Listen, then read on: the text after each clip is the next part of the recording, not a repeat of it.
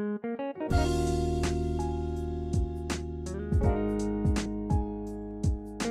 friends, welcome to AVD Samayal. இன்னைக்கு கோதுமை மாவு வச்சு ஒரு ஹெல்த்தியான ஸ்நாக்ஸ் எப்படி செய்யறதுன்னு பார்க்கலாம். இதில் வந்து நம்ம ஆயில் கூட ரொம்ப யூஸ் பண்ண போகிறதில்ல. 1 கப் கோதுமை மாவு, 1/4 ஸ்பூன் அளவுக்கு உப்பு. இப்போ இதில் கொஞ்சமாக தண்ணி சேர்த்து சப்பாத்தி மாவு பதத்துக்கு பிசைஞ்சிக்கலாம்.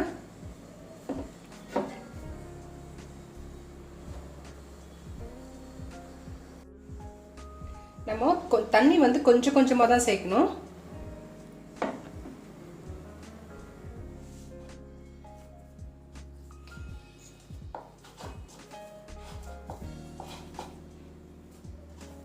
மாவு இந்த அளவுக்கு பிசைஞ்சோன்னு 1 ஸ்பூன் அளவுக்கு எண்ணெய் சேர்த்துக்கலாம்.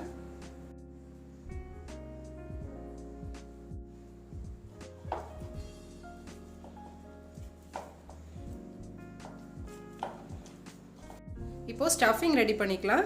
அது வரைக்கும் மாவு 10 நிமிஷத்துக்கு அப்படியே இருக்கட்டும். பேன் நல்லா சூடானதும் 2 ஸ்பூன் அளவுக்கு எண்ணெய், 1/2 ஸ்பூன் சீரகம், ஒரு 2 வெங்காயத்தை நல்லா நீல வாக்கில் வெட்டி எடுத்துக்கலாம்.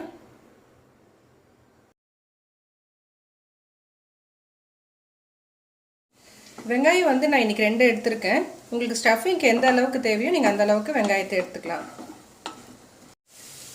காரத்துக்காக 2 காஞ்ச மிளகாய், பச்சை மிளகாய் இருந்தாலும் நம்ம சேர்த்துக்கலாம்.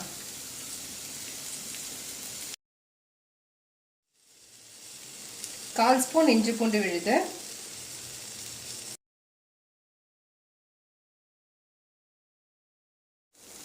நான் இதில் ஒரு டொமேட்டோவை நல்லா பேஸ்ட்டாக அரைச்சி எடுத்திருக்கேன்.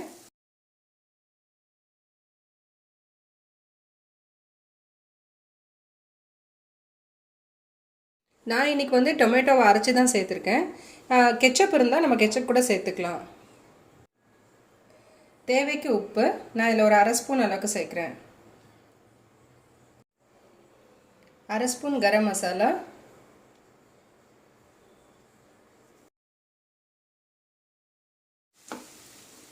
இதில் நம்ம போட்டிருக்க மிளகாத்தூள், கரம் மசாலா, இந்த பச்சை வாசனைலாம் போகிற வரைக்கும் ஒரு 5 நிமிஷம் நல்லா கலரி விட்டுக்கலாம். ஸ்டஃபிங் ரெடி ஆகிடுச்சு. இப்போ ஸ்டவ் ஆஃப் பண்ணிக்கலாம். இப்போ இது நல்லா ஆறட்டும்.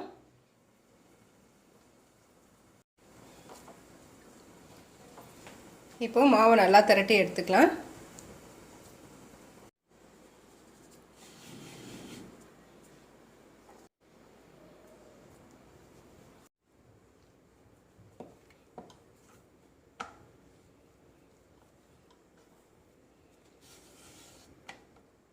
நல்லா ரவுண்டாக தேய்ச்சிட்டு நம்ம ரெடி பண்ணி வச்சுருக்க ஸ்டஃப் இதில் வச்சுக்கலாம்.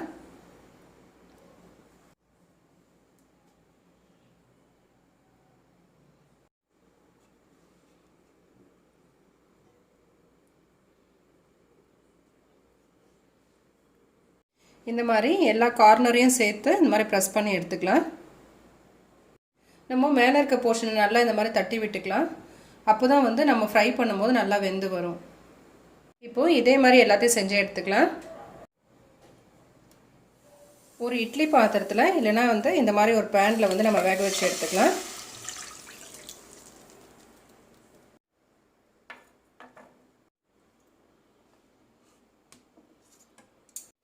இப்போ இது நல்லா வேகட்டும்.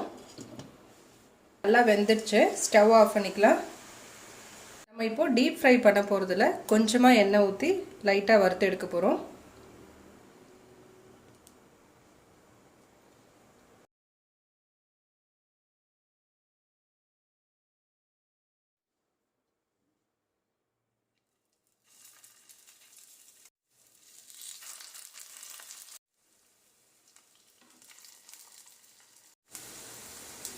இப்போ இதை நல்லா ஃப்ரை பண்ணி எடுத்துக்கலாம்.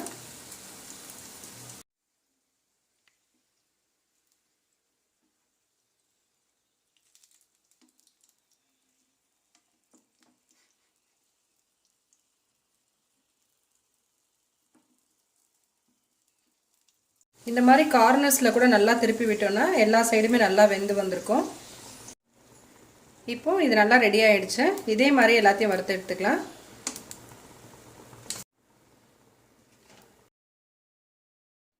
நம்ம இன்றைக்கி கோதுமை மாவை வச்சு எப்படி ஒரு ஈஸியான ரெசிபி செய்கிறதுன்னு பார்த்தோம்.